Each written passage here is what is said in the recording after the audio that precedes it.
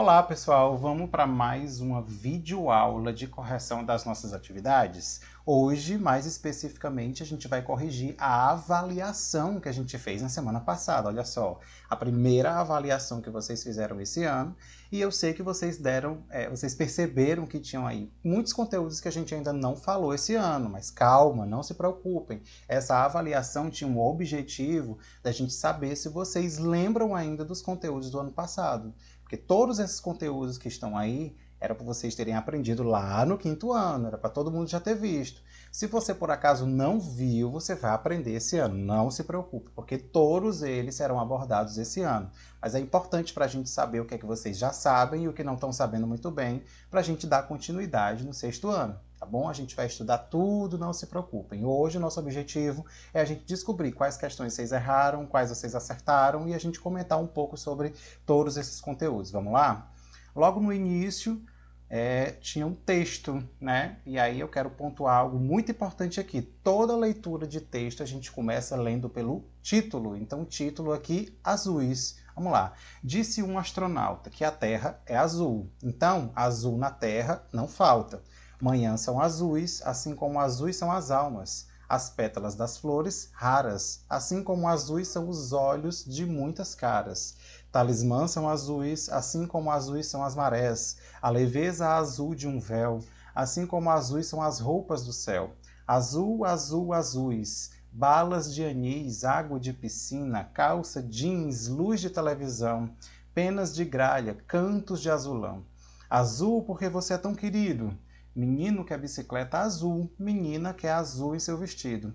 Manhãs são azuis, assim como azuis são as noites de Natal. Assim como deve ser azul a cor do bem, o mal. E aí a gente tem aqui um poema, né? Vocês já devem conhecer esse gênero. Né? Então a primeira questão já diz assim: a partir da afirmação "a Terra é azul", feita pelo astronauta Yuri Gagarin, o autor do poema conclui que na Terra não falta azul. Os elementos azuis presentes no texto são quais? E aí ele vai colocando aqui várias palavras na primeira questão e a gente precisa perceber quais que o texto nos diz que são azuis. Então a gente tem que se prender ao que o texto fala, tá? E em cada item desse aqui tem um que não foi representado no texto como azul. Por exemplo, no primeiro item, astronauta. Disse um astronauta que a Terra é azul. No texto não diz que o astronauta é azul. Embora ele esteja aqui com uma camisa azul, mas o texto não caracteriza ele assim. Então, primeiro item não. No segundo, não fala que árvores são azuis, então não pode ser. No terceiro, não fala que querido é azul. Então, nesse caso, o item correto é manhãs, céu, água de piscina e bicicleta, porque esses foram caracterizados como azul no texto, tá bom? Segunda questão, a palavra azuis é um adjetivo. A gente vai estudar no sexto ano um pouco mais sobre os adjetivos. Adjetivos são características, são qualidades dos substantivos, né? E aí é o adjetivo que mais, azuis é o adjetivo que mais se repete durante o texto. Entretanto, não é o único, de fato. Retorne ao texto, analise as palavras em negrito, aquelas que estão mais escuras, tá? E assinale a alternativa que contém outros adjetivos. Lembre-se de que o adjetivo dá características ao substantivo. Exemplo, amado, preto, inteligente. Só um minuto, pessoal. Olha quem veio participar da nossa aula. Ele está me atrapalhando, mas eu vou continuar mesmo assim. Então vamos lá. Quais são desses aqui que são adjetivos também? Astronauta e terra não são substantivos. Menino e você também não. Qual desses aqui podem ser características? Querido e jeans. Prestem bem atenção, olha só. No texto ele fala que a calça é jeans. Calça pode ser branca, pode ser amarela, pode ser boca de sino. Nesse caso aqui, a calça é jeans. Jeans é uma característica, então jeans é um adjetivo, tá? Como também querido. Como assim, professor? O azul, porque você é tão querido. Querido é uma característica do azul, então também é um adjetivo. Deu para entender? Então aqui o item correto é esse, querido e jeans. Na terceira, o texto lido por você é um poema, né? A gente já viu, isso aqui é uma questão dada, para ninguém zerar. Quarta questão, observe a imagem abaixo e marquem o item que traz a palavra que melhor define a expressão do Cascão no primeiro e segundo quadrinho. Também vamos estudar aqui no sexto ano as histórias e quadrinhos, esse gênero, né? E um dos elementos que a gente vai estudar são as expressões dos personagens. Isso é o quê? Linguagem não verbal. E aí, o rosto do Cascão aqui está expressando o quê? Entre essas interjeições que estão aqui, qual é a que você acha que representa mais o rosto dele? Eu acho que ele está sentindo dor, né? Um sentimento de dor. Então, nesse caso aqui, é a interjeição que melhor representa é o ai. Professor, o que é interjeição? São palavras que exprimem sentimentos, né, emoções. Nesse caso aqui, é o sentimento de dor que o Cascão está sentindo. Então, a palavra é ai. Na quinta questão, na questão acima, as palavras ai, ufa, e psil são o quê? Interjeições. Vamos estudar mais sobre isso lá na frente. Há uma situação em que o adjetivo muda de sentido, caso seja colocado antes ou depois do substantivo. Olha só, nessa questão aqui, ele está falando que o adjetivo, quando ele é colocado antes ou depois do substantivo, ele muda de sentido. Lá se vão os pobres meninos pelas ruas da cidade, meninos pobres pelas ruas da cidade rica. Quando pobres é colocado antes de menino, ele não está colocado aí no sentido literal da palavra, que pobre é aquele que não tem dinheiro. Ele dá mais mesmo assim em alguém que é digno de compaixão, que você tem, sabe, aquele sentimento, poxa, coitado, entende? E o menino pobre, meninos pobres, pobres sendo colocado um adjetivo depois, aí ele dá mais mesmo o sentido literal de sem dinheiro, aquele que não tem condições, entendeu? Então, nesse caso, na sexta questão, qual é o item correto? Essa daqui, ó, digno de compaixão, no primeiro sentido, na primeira, pobres, que vem antes de meninos, e sem recurso, sem condições, que é o segundo exemplo, que é quando pobres é utilizado depois da palavra meninos. Espero que vocês estejam entendendo. Qualquer dúvida é só me perguntar. Próxima, leia a tirinha abaixo para responder as questões 7 a 10. E aí nós temos aqui uma tirinha se utilizando basicamente de linguagem não verbal, e aí nós temos, né, algumas palavras que representam sons, que aí nesse caso nós temos onomatopeias. Ixi, tio, onomatopeia, sim, onomatopeias são palavras que representam sons. Toque, toque, toque, atim. Nesse caso aí é chomp, chomp, chomp, significa que é o som dela comendo, tá? Mas para a gente compreender tudo, a gente precisa também observar os elementos visuais, elementos não verbais desse texto.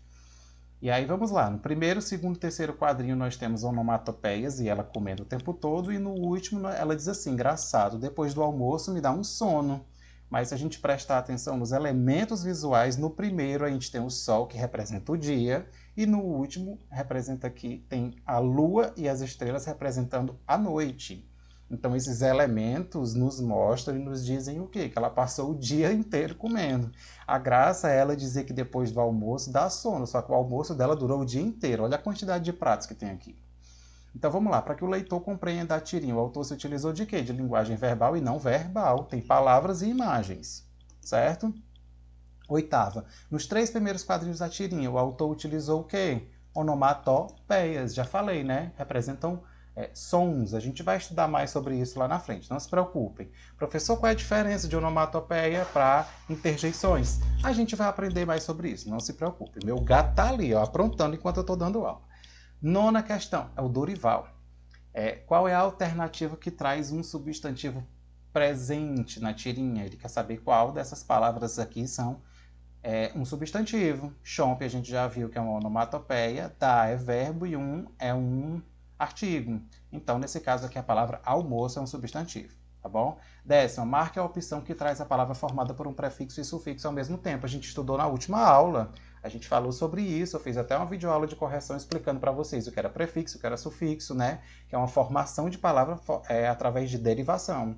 Então, o item correto aqui é engraçado. A palavra graça foi colocado um prefixo em e um sufixo ado para formar uma outra palavra. Deu para entender? Para quem já estudou já sabe isso.